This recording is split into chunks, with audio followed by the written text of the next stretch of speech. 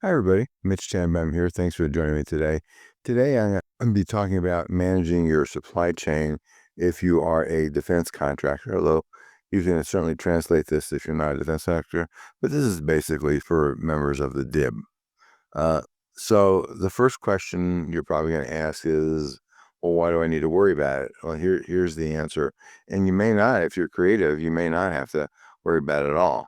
So if you have controlled unclassified information, which, in the case of the defense world is going to be all of your technical specs and stuff like that, diagrams in many cases, then the government considers that CUI. Do you need to share that with subcontractors? Maybe yes, maybe no. I'll talk about that in a little bit. But if you do, then not only do you have to be CMMC compliant and potentially CMMC third-party certified, but those subs that you want to share it with do have to also be. So that's where the thing gets really tricky. For the really big primes like Lockheed, for example, they've created a spreadsheet, which we can share with you, called the Cybersecurity Compliance and Risk Assessment Spreadsheet. And has an abbreviated form of an 800-171 assessment. And that assessment's not good enough to get you certified, but at least it'll give you an idea of where your subs are. And they're basically saying that, you should be fully compliant with this by now, as should your subs be. So the first thing you need to figure out is look at your contract, figure out, what are the important DFARS clauses? What is the data that you're going to have? Is this data CUI? Where does it flow? The contract clause that's likely in your contract already is the 7012 DFARS 252.204-7012. That has a mandatory flow down in it. It says if you have subs on your contract, you must flow that down. And the only thing you're allowed to change in it is your name. So, to the degree that you can go off and avoid having to share CUI with your subs, well, that makes them out of scope, which is great. But, we're hearing stories already, significant stories, where people are losing contracts, and we're hearing stories where people aren't even being allowed to bid on a contract because they're not CMMC compliant. So, and remember, CMMC is just a third-party attestation for 800-171, which has been in your contract since 2018. This is not well, we'll worry about it when CMMC becomes the law. No, you have 800-171 in there, and you have to do this now. Now, we have certainly stories of folks that have chosen to go a different route and said we're going to ignore it. Two very public examples of that are the University of Pennsylvania and Georgia Tech, both of whom were sued by the Justice Department. University of Pennsylvania settled for some number of millions of dollars, and Georgia Tech is still fighting it. Now, those are big organizations, right? You say, we're not a big organization. Well, Morse Corp is a much smaller organization, maybe 100 people. And they just agreed to sell for $5 million. And a lot of this comes with monitoring. These settlements come with monitoring and ongoing commitments and stuff. So you want to avoid that if you can.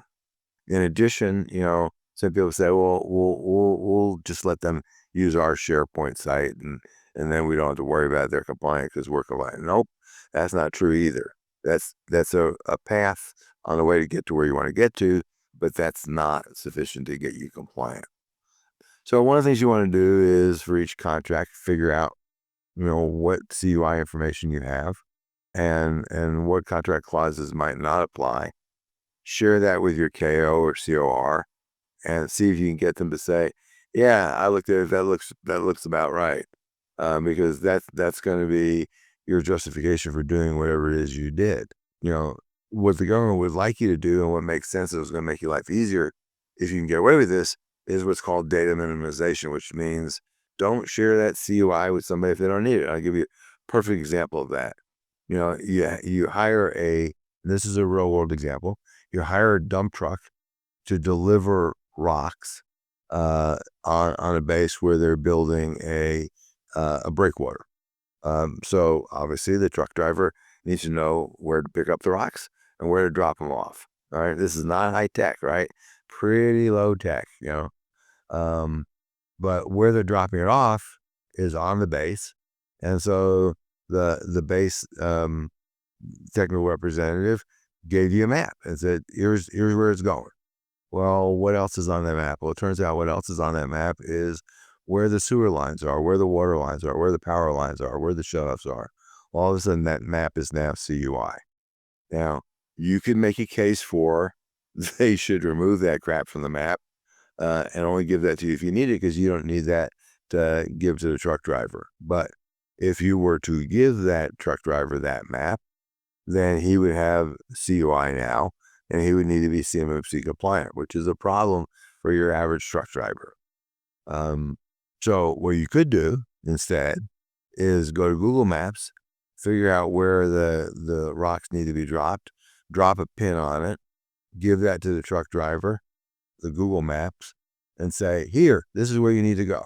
Well, all of a sudden now you've minimized the data because you're not giving them a map that has where the gas line shutoffs are. Pretty simple in that case. But that means you got to go off and change your workflow. That may be easy, may not be easy, and may vary from subcontractor to subcontractor. If you're a machine shop and you have to give the plating subcontractor the detailed specs of how you're plating the part, and maybe that data is CUI and there's no way around it. So it's going to vary, but you got to look at that now. The problem is that if you, and we're seeing this already, if you are bidding on a contract and you want to include a particular sub in it, and you have gotten your act together and you are CMMC compliant and you are CMMC certified, but the sub is not, and the contract requires CMMC certification, well, then they can't be included. And, we had an example just recently we heard of where the customer wouldn't even show the spec to the company because they were not CMMC compliant and the spec was CUI. So I think you got a lot of different challenges there. But in terms of getting your supply chain fully compliant, that's going to take some time. So now would be a great time to start. Obviously, we would be thrilled to assist you in that. If you need help, please reach out to us. But start now, because this is a bit of a journey. Thanks for listening.